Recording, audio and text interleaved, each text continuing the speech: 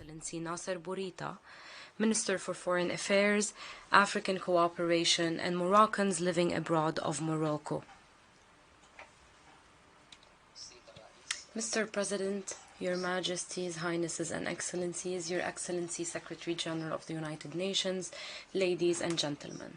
At the outset, allow me to congratulate His Excellency Mr. Abdullah Shahid on his election as President of the current session of the General Assembly. We wish him success in this noble task. I would also like to commend the relentless efforts of his predecessor, Mr. Volkan Bozkir, and his wisdom in presiding over the previous session during an unprecedented pandemic. The Kingdom of Morocco would like, once again, to congratulate His Excellency Mr. Antonio Guterres on his re-election to a second term. We are confident in him, and we fully support his efforts to achieve the main goals of the United Nations. We look forward to overcoming these difficult circumstances and witnessing a more just and effective international order, one that meets the aspirations of our people to collective health, security, and sustainable development. Mr. President, the pandemic spared no country. Our capabilities and ability to govern as states were on the line. It put our will as an international community to a serious test. It jeopardized what took decades to achieve. Not only did the COVID-19 crisis exacerbate existing disparities in an unprecedented way, but it also created new forms of inequalities within and among countries. Whether at the political, socio-economic, security, or environmental level, the pandemic reminded us of the vulnerabilities of humanity. It undermined our borders and national priorities and destabilized what we had taken for granted in terms of production, consumption, and distribution patterns. It unveiled the gaps in our medical, employment, and social protection systems. At the international level, the pandemic shed the light on a number of shortcomings in our multilateral governance. At a time when national policies were at the forefront of global efforts to fight and contain the pandemic, multilateral work did not, unfortunately, rise up to the challenge. It is true that countries grew more aware of the fact that we are in this fight together. However, that awareness was limited to political statements, which were commended and welcomed, but did not unfortunately translate into an effective and efficient international cooperation. Criticizing multilateralism is not my intention. I am merely providing an objective and rational assessment of the practical and tangible steps that we have taken as members of the United Nations. This pandemic is also a real-time, comprehensive test of the effectiveness of this international organization. It puts us before a historic responsibility. Is it possible and acceptable to see the United Nations emerge from the biggest threat to human security since its establishment as the same organization that existed before 2020? In the words of His Majesty King Mohammed VI, the United Nations is the living conscience of humanity. It is the moral compass of a new global order, built on comprehensive peace and security and common development, and based on equality, tolerance, democracy, and fraternity. Hence the need to work together to establish a new world order, a platform for an effective common work, one that goes beyond intentions and intellectual arguments and guides us towards a transformative mobilization through a practical roadmap that promotes collective security in all its dimensions and addresses the current and emerging threats. Multilateralism must not become a dead letter. It should rather pave the way towards large and practical partnerships between states, the private sector, the civil society, and academia. This pandemic has revealed the urgent need for a pragmatic multilateralism, whose legitimacy is based on its effectiveness in ensuring the rights of citizens to security, health, and development. Mr. President, vaccination today is our last line of defense in the face of the pandemic. It is also an opportunity to prove our will and capabilities to give new impetus to multilateralism. We commend the excellent work of scientists and researchers in developing and testing safe and effective vaccines. We strongly stress, however, that the main goal is to ensure full access to vaccines and their fair distribution to all countries and societies, as they are a commodity shared by our humanity. A just distribution of vaccines is a moral obligation. It is part of our calls for collective security, based on which our organization was established. A vaccination process at two different speeds will only provide a temporary recovery, which will be inevitably followed by a relapse that will delay our efforts to overcome this crisis. The shortage in vaccines in some regions is a ticking bomb that will definitely lead to a wide relapse. The virus will spread again, whether in its current forms or in different variants, and the consequences will be tremendous on national economies and the prosperity of our communities. This was stressed by His Majesty King Mohammed VI in July 2020 on Throne Day, when he said, I quote, "Our efforts are not limited to combating this virus alone. They seek to address its socio-economic repercussions through a comprehensive vision of the future based on lessons learned." End of quote. In this regard, we welcome the relentless efforts of the World Health Organization, UNICEF, and United Nations specialized agencies to provide a comprehensive and just access to COVID-19 vaccines and treatment. We support the Only Together campaign launched by His Excellency the Secretary General of the United Nations, calling for providing vaccines for everyone. However, our efforts today should be focused seriously and objectively on the issue of mutual recognition of the vaccines currently available and the ones to be produced later, based on scientific, health, and moral standards unanimously agreed upon by the international community, away from any political or marketing considerations. We look forward to providing the World Health Organization with all the resources and mechanisms possible so it implements its mandate, including monitoring emerging health threats as part of our common health. For this reason, Morocco supports drafting an international treaty on pandemics at the World Health Organization and is planning to organize an international conference in 2022 on pandemic preparedness and response in cooperation with Rwanda, the World Health Organization, and the World Bank to unify international efforts and promote states' ability to respond to pandemics and be prepared for emergencies. Under the noble guidance of His Majesty King Mohammed VI, God bless him, the Kingdom of Morocco embarked on an ambitious fill and finish project to produce COVID-19 vaccines. This structured effort goes beyond Morocco's ambition to promote its health sovereignty. It contributes to building the health security of African countries and brings them a step further towards the global vaccination average. This is how Morocco transforms the African solidarity policy into a tangible reality. The low rate of access to vaccines in Africa, which is still at 2% unfortunately, is unacceptable. It represents a strong incentive to work together to overcome it. Africa must become the main priority in the World Health Strategy, as well as in national policies for development assistance. The world owes it to Africa. Mr. President, even as the pandemic represents the main global challenge, it cannot distract us from other issues, such as migration, countering terrorism, and climate change. The repercussions of the pandemic have cast a shadow over migration and the movement of people. However, Morocco remains fully and seriously committed to this issue. We continue to work firmly to promote our pioneer national strategy on migration and asylum regionally, based on the clear vision of our King to address migration as a humanitarian issue responsibly and with solidarity. His Majesty King Mohammed VI was chosen as a pioneer in migration at the African Union.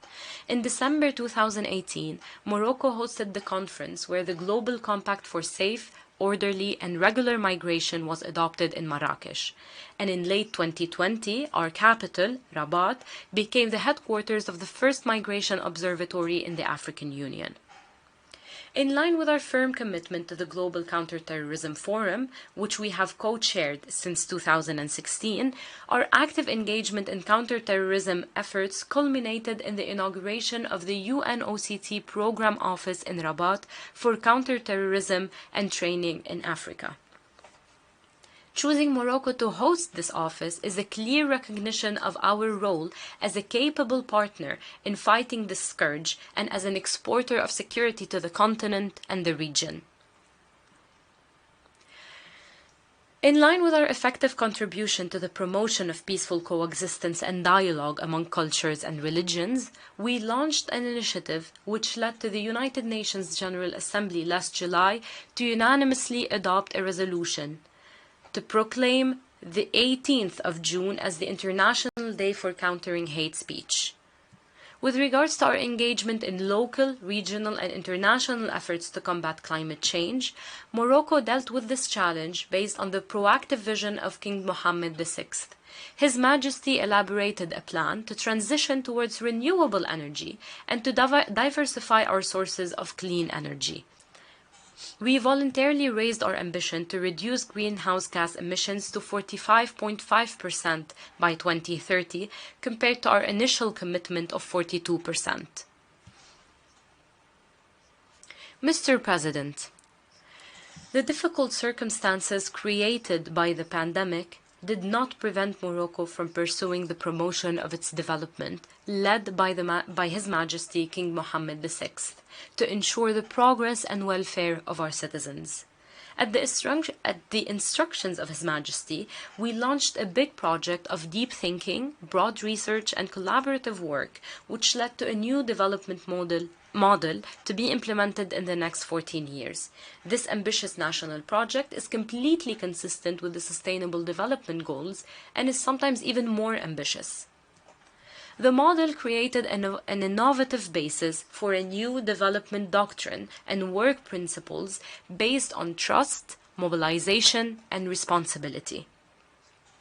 It will allow us to benefit from our talents, create a conducive environment for a more open, innovative, and competitive economy, strengthen our human capital to become better equipped for the future, include everyone, especially women and youth, and promote our ability to resist development and environmental challenges. In line with the noble guidance of His Majesty King Mohammed VI, the main directives of the new development model will be transformed into a national charter to be agreed upon by all the forces in our country. Mr. President, peacekeeping remains a pillar in the work of the United Nations. Allow me therefore to seize this opportunity to commend the role of the Blue Helmets, especially during the pandemic, and to salute all those who made the ultimate sacrifice to serve the noble values and principles of the United Nations. Morocco is currently contributing to UN peacekeeping forces in the Democratic Republic of Congo, Central African Republic, and South Sudan. As part of our efforts to adapt peacekeeping operations to the modern challenges, and as a response to the Action for Peacekeeping initiative launched by the Secretary General, Morocco and France will co-organize the second ministerial meeting on peacekeeping in the Francophone countries in 2022, because around 50% of UN peacekeeping operations are in Francophone countries. In terms of disarmament, Morocco was elected to chair the first committee during the 76th session of the General Assembly. This is the first time that Morocco chairs this important committee on disarmament and international security. Choosing Morocco to carry out this responsibility on behalf of Africa represents a recognition by the United Nations of our active, credible, and committed role in the international efforts to prevent a nuclear and a traditional arms race. It is also a recognition of our work to promote international and regional peace, security, and stability. Mr. President, since its independence, Morocco supported regional and international stability as part of its diplomatic efforts. We remain committed to working towards finding a final settlement to the regional conflict in the Moroccan Sahara, a settlement that respects our sovereignty and territorial integrity. As you may know, on September 8, 2021, general, legislative and local elections were held in the Moroccan Sahara and in the entire kingdom. The turnout in the Moroccan Sahara was the highest nationally at 63%. The elections were held in an environment of mobilization and democratic organization in full compliance with international standards, which confirms the calm and tranquility prevailing in the Sahara. This high turnout proves that the residents of the Moroccan Sahara are attached to their territorial integrity as part of the kingdom.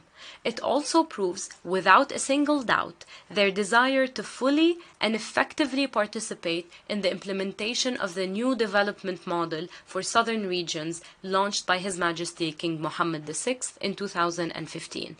From this rostrum, Morocco renews its readiness to continue cooperating with the United Nations and the Secretary General to reach a realistic, practical, permanent and consensual political solution which respects the full sovereignty and territorial integrity of our kingdom. This solution will not be possible unless Algeria shoulders its full responsibility in the political series of roundtables, just like it was responsible for creating and perpetuating this conflict. The self-determination initiative tabled by Morocco in 2007 remains the only chance towards reaching a final political solution for this invented regional conflict. Once again, we express our deep concern regarding the tragic humanitarian situation of the residents of the Tindouf camps.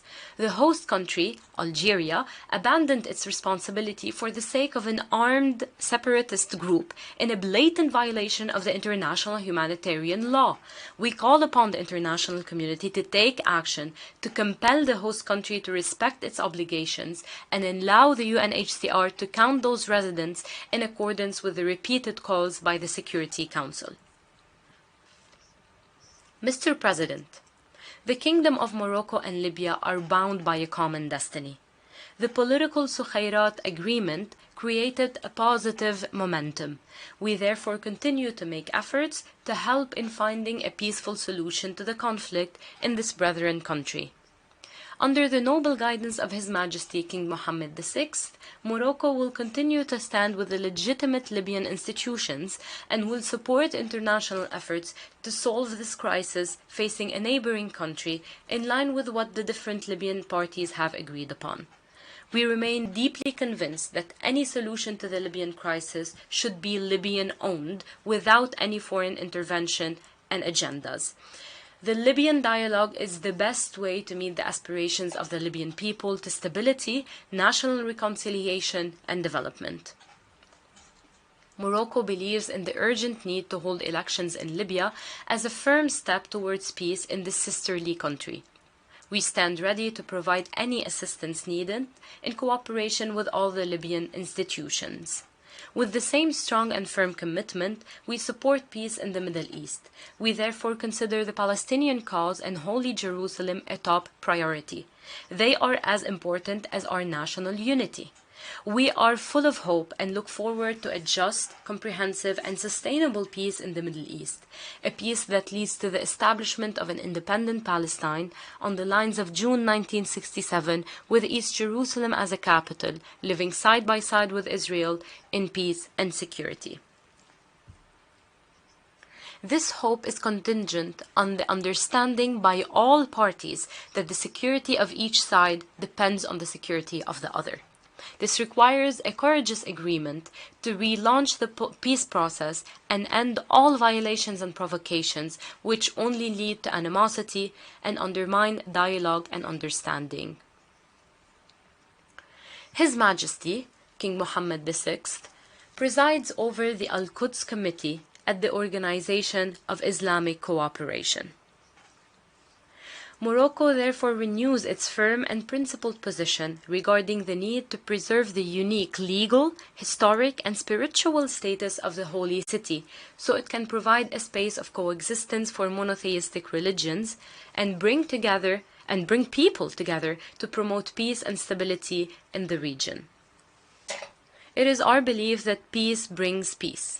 For this reason, we have been working towards building healthy and peaceful relations with the State of Israel, which will help in promoting peace in the region, strengthen regional security, and provide new opportunities to the region as a whole.